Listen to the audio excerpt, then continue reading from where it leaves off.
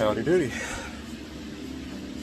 I just got the strangest feeling that I forgot to do this yesterday, but I did not, for sure.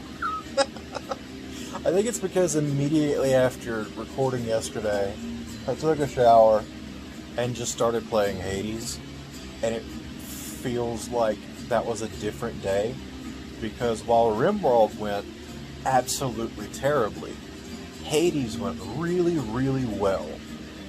I lost my first run on him. Like, I used my move, and it was definitely gonna kill him, but his projectile got to me before my projectile got to him. It was so close, I thought I'd won. I thought I had won.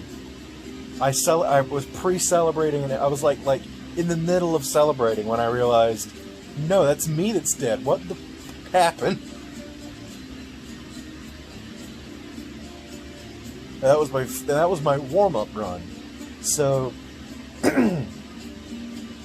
my next one, I beat him. I beat him with a weapon that I haven't really used. It was my least used weapon at the time, and I just got a wonderfully broken run. My attack was so fast. It was stacking status effects. It was just such a beautiful run. It really, really was. And I was like, cool, I did it. That's going to take a while to do it again. And then I did it again with a different weapon.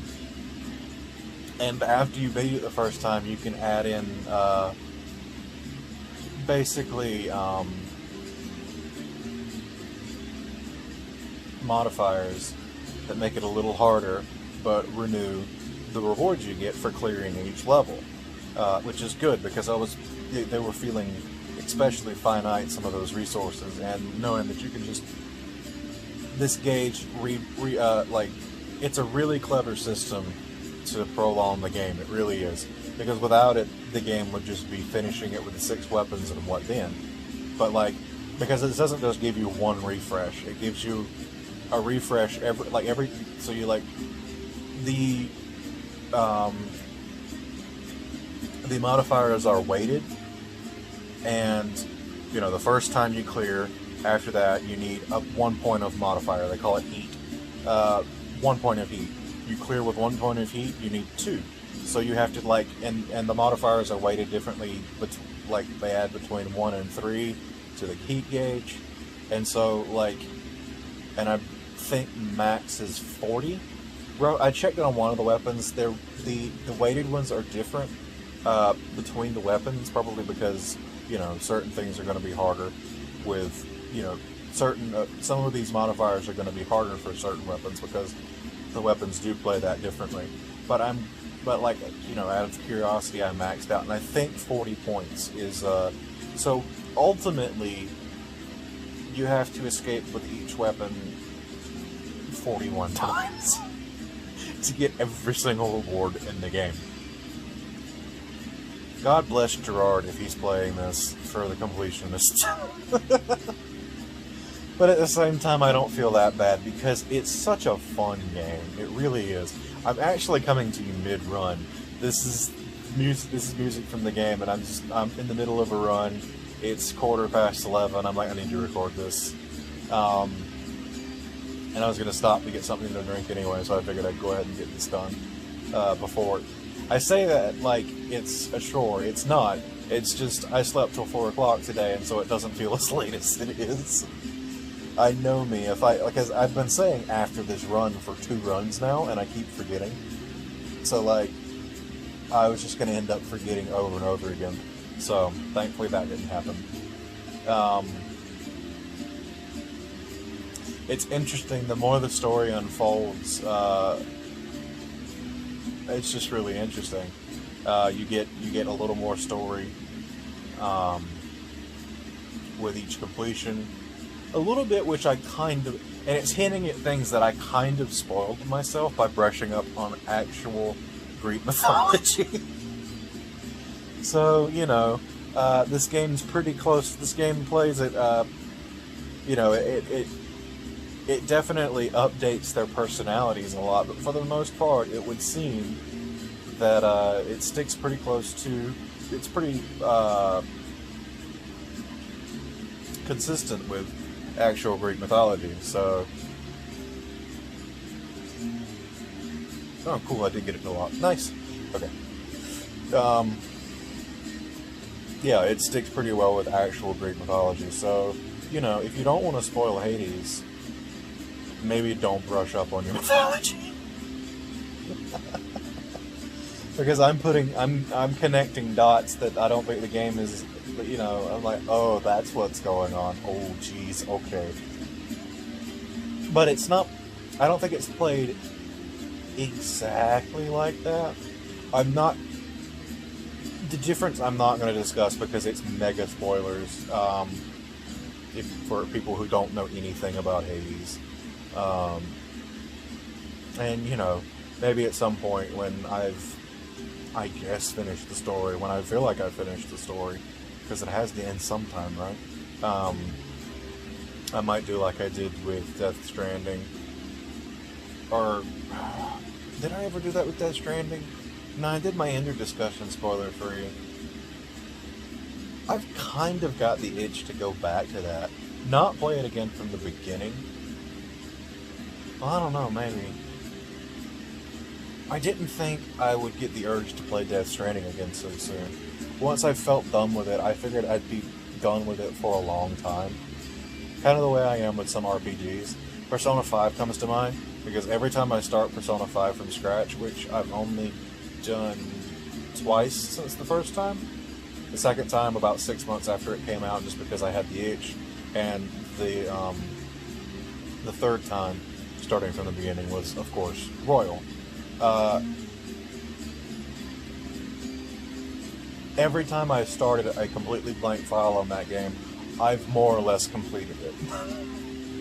And I use the term completely loosely, in that, you know, I didn't go through the game finishing it with every romanceable character or anything like that.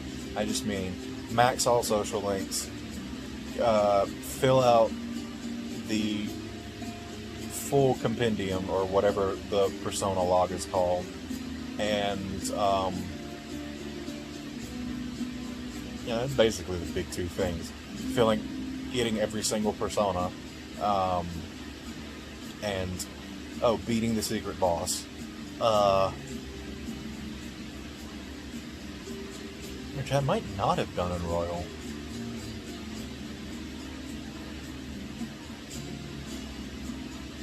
Now, I've got the Platinum Trophy for Royal, unless that's not part of it here.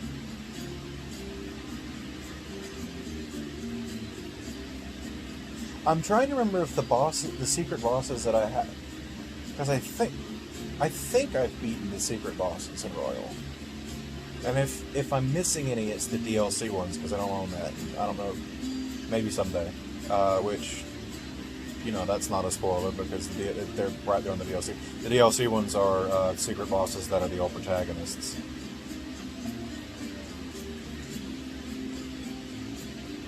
I'm like 90% sure I've done everything. Yeah, I have. I think maybe there's in Royal, there's kind of a second set of achievements in, like the extra little room they added. I might be thinking, because I haven't finished that, so I might be thinking of one of those. I've got the Platinum Trophy for Royal. I played through it 3 times when it came out, which I did with the original. No, only twice actually. The first time I played Persona 5, I played through it 3 times, because on my second time I only missed completing one social link. So I blitzed through it, focusing extra hard on that one social link, and I still like to finish as many runs as I can with fully maxed social links. It just feels good. It just, you know, to know that I'm very efficiently spending my time. And then, like, some of the only other, I can't even remember what it's called, the extra little room now. Thieves' Den. The only Thieves' Den stuff that I think I'm missing are the super grindy ones.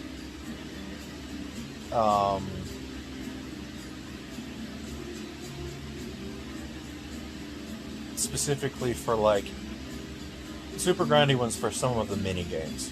Uh, the actual grind I've completed plenty of times. Max level pretty much every run. I've beat the Reaper. You have to do it legit now. There's a cheese you can do in the original that you cannot do anymore. um, and that used to be how I would get max level. Like I would just so the cheese is whenever the weather says flu season, you can go to Mementos and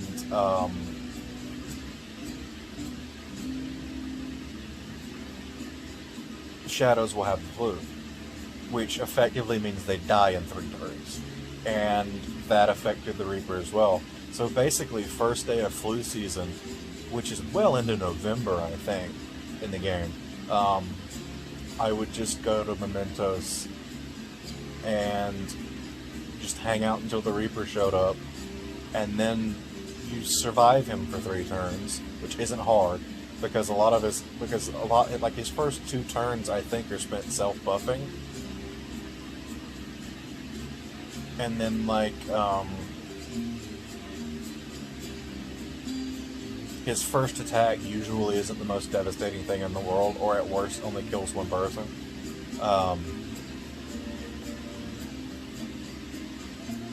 No, I think flu even stops them from moving, too.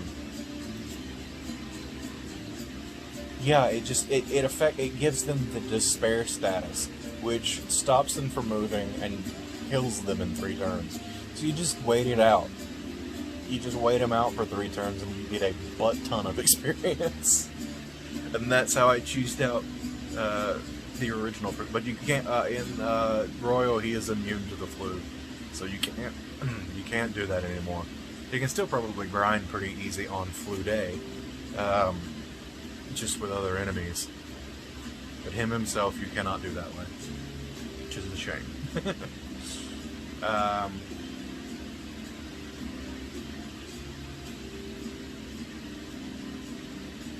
I've moved so far away from my original thing. Nice ramble tonight. It's been a bit.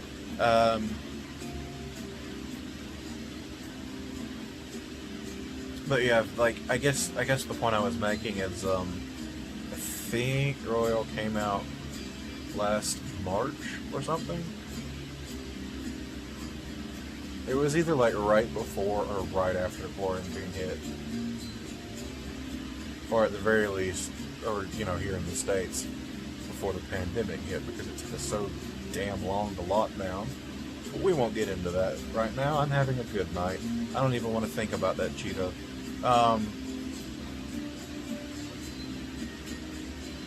It's been about a year since because it took me about 3 weeks to more or less to platinum Royal, and then I haven't played it again since at some point. But honestly, I think I'm gonna replay Golden first. The friend that shares his Steam library with me picked it up on my recommendation, but hasn't gotten around to it yet. And I've got it downloaded.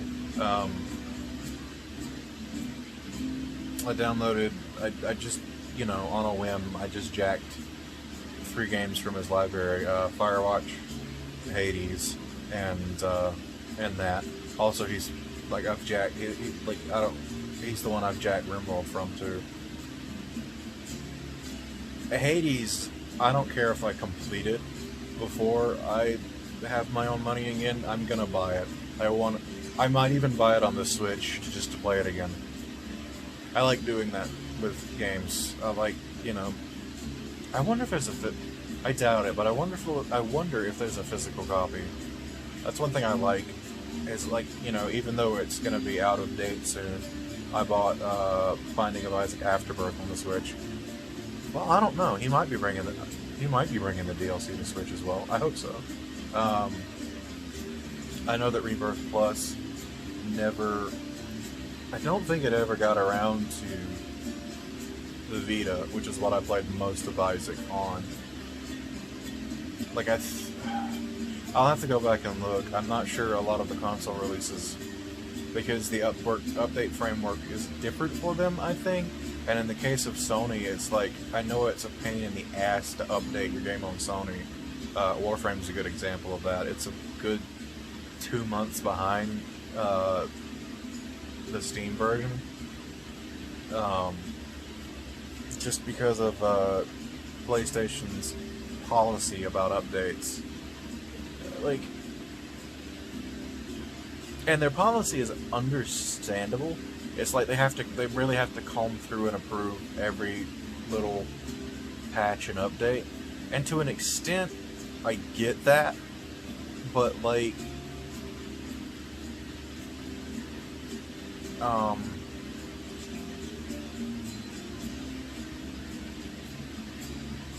at the same time, it's just, it takes them way too long. I remember getting surprised one night because like they, you know, on the I played Warframe on the PS4 mostly because the controller support was much better, and maybe the PC's updated it. That PC version's been updated in that time, but just I play on controller. It's what's comfortable for me, and controller support for PC was dodgy. Which is something that baffles me, honestly. The fact that a lot of, you know, Steam versions, you know, basically any, like, PC first games that have console releases, I don't understand why they don't offer that controller with support. One of the biggest offenders of this for me is Mass Effect, specifically 3. I picked it up dirt cheap to play multiplayer with Martin. I think it's the first time I've said his name on this series. I know he doesn't mind, but anyway. And I know he doesn't mind because it's online in other places. Like, on the website where we met, he's quoted our conversations, and, like, I've called him by name in that, and he didn't censor it, so... Anyway,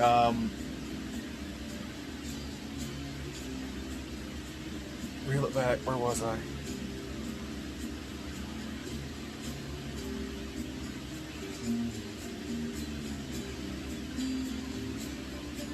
Oh, Jesus. That thought was just gone. Oh. I bought Mass Effect 3 to play multiplayer with him, and it has 0 controller support, and that is just baffling to me that this game that was actually, like, I think pretty out on predominantly up until like 2 or 3. I know I don't know, but like, it's just, I don't understand, like, how much work is it to just use the same, like, can you not just use the same program you used to do for the consoles? Maybe it's because an issue with Origin, maybe Steam has me spoiled, less so than actual devs, although I don't think that's entirely the case, because I can tell when it's devs or Steam, because when it's Steam and not, I can tell more often specifically with the Switch Pro Controller. Like, I can tell that Hades, Supergiant Games with Hades, very specifically worked with these bindings, because Hades natively has the Switch buttons, like when you hook up the Pro Controller, you get the Switch buttons. It even recognizes natively whether or not you've switched A or B. So like it's just since I'm using it like it's other controllers, B is confirmed by default, which you can switch in Steam, and I'm sure you can switch on or off through Steam. But then, like, and I wonder if part of that is just because it does have a Switch release, because the other, well, no, because I don't think Risk of Rain 2 did. It just defaulted to Xbox buttons.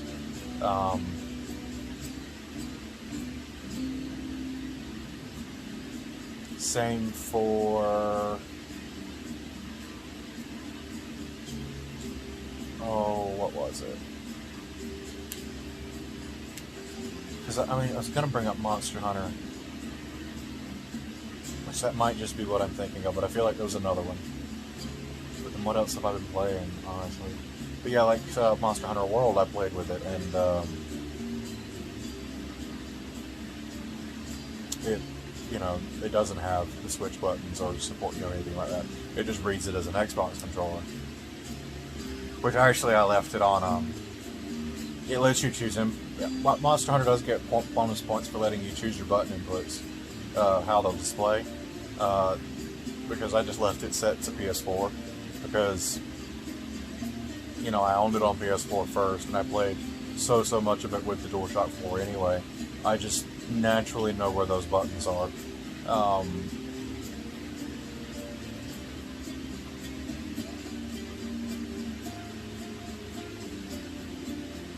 And as far as Death Stranding, I know I haven't found everything. Like, I haven't maxed out everybody. I was close. I was only missing a couple of people. And I kind of just want to go back and complete it. And also just wander some more, because I saw a picture of a place I'd never seen, and that surprisingly made me go, ooh, I need to play this some more, go find that place. You know, screw delivering, just go out and look for stuff. Which I did in certain aspects. You know, just not apparently this one direction. Ugh. Anyway, but yeah, I have to pee, so I'm gonna go pee. I'm gonna go get that drink. I'm gonna finish this run, which hopefully ends in an escape. Fingers crossed. I don't remember which weapon I'm using. Oh, it's a sword, I think. Anyway, and it's about that time I need to walk the dogs too. I can do that after this run. I hope I remember. Anyway, we've gotten where we walk the dogs multiple times at night, because our Yorkie Poodle mix, Blaze, is ancient, and poor thing is just getting more and more incontinent.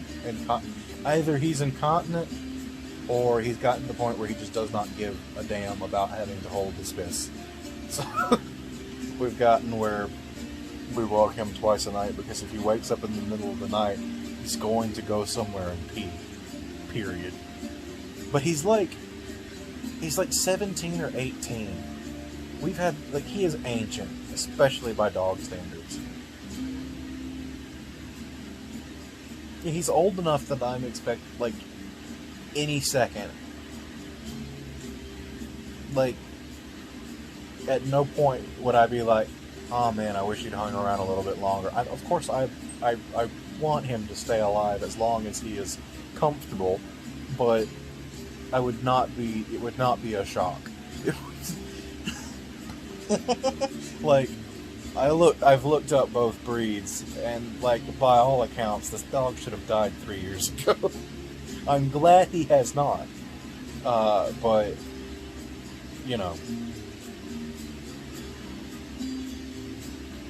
I feel like in dog years, he's that.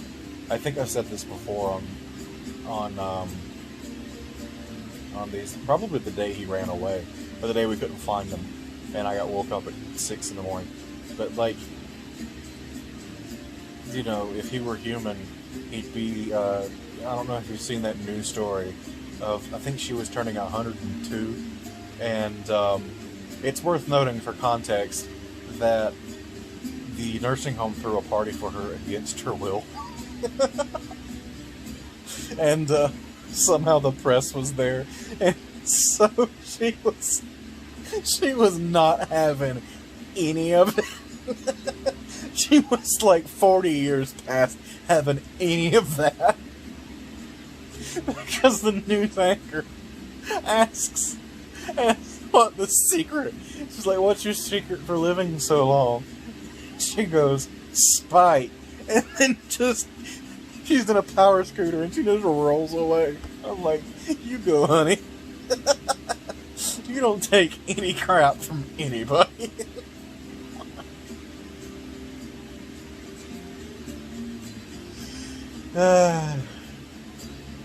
Life goals.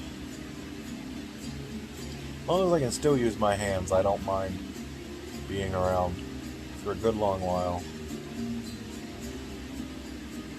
Not that that's a revelation, it's just not something I really give much thought.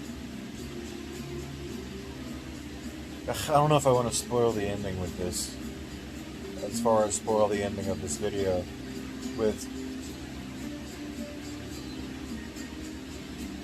I'm not afraid of dying, and I'm not afraid of death. I'm afraid of the abstract concept of eternity in just about any sense.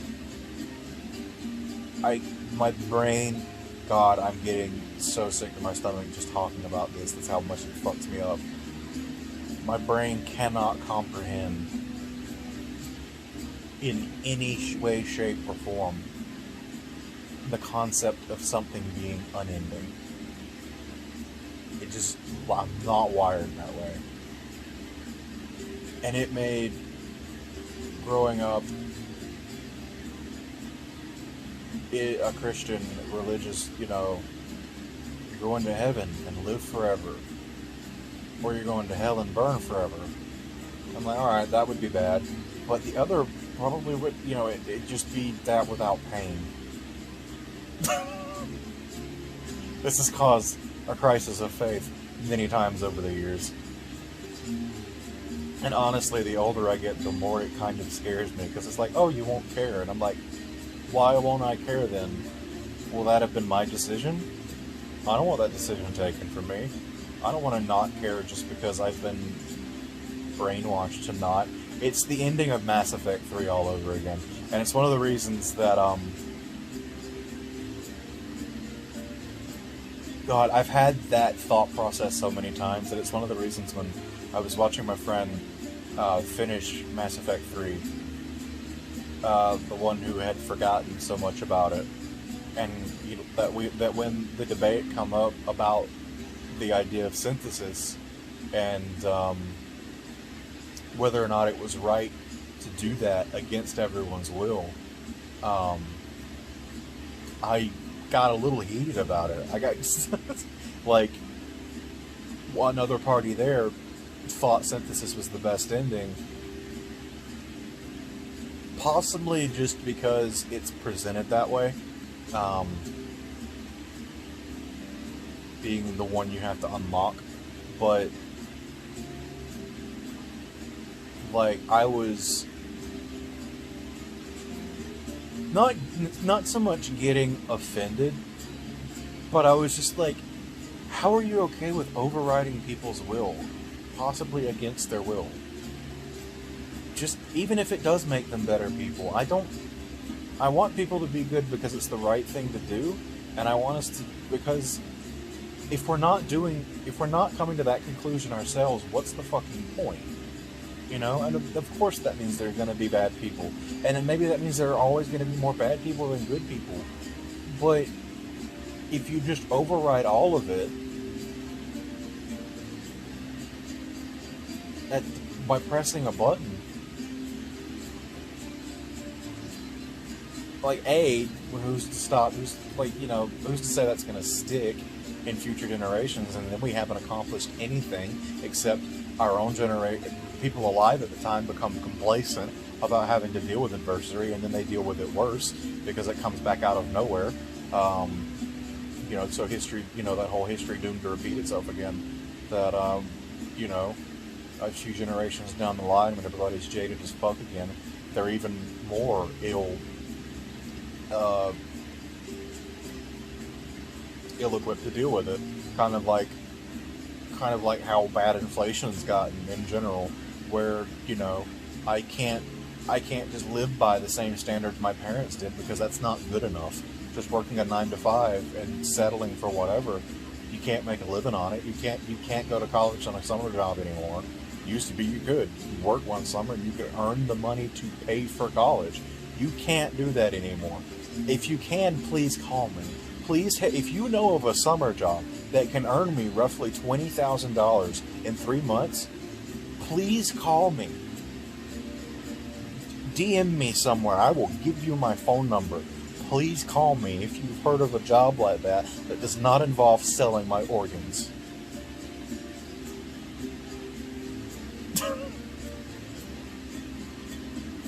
So, like, we go through school on the concept that work hard and everything will work out because that's the way it's always been. That's not how it works anymore. It's not how it works anymore. You know, they tell you to beat the pavement so you can find a job. There are a lot of places out there that if you come to their place of business and discuss an application, they put you on a no-call list. They're like, this person is abrasive, or worse, in some settings, they don't want go-getters. They want people to stay at ground level because you need those people. But they don't want to have to pay them the money. It's like America specifically lives and operates on this concept of ever aiming higher, and it tries to incentivize that by not paying a living wage at the bottom. But if you don't have people on the bottom, you know, you can't, like, everybody can't just be the manager. You know, it's like, if everybody was a manager at JCPenney, it wouldn't run. You know, if everybody was a supervisor at a warehouse, nothing would get done. But then you don't want to pay the people that have to do the work required to actually keep the business alive. You don't, like, you barely give them benefits. Oh, it's to encourage them to move up the ladder. Not everybody's going to be able to do that. Not everybody's capable of doing that. A, limited availability, for one. B, some people just aren't, and should we punish them for that? I did not mean to end this with this kind of rant, but goddamn. Fuck this country. Jesus Christ. Anyway, I really have to pee.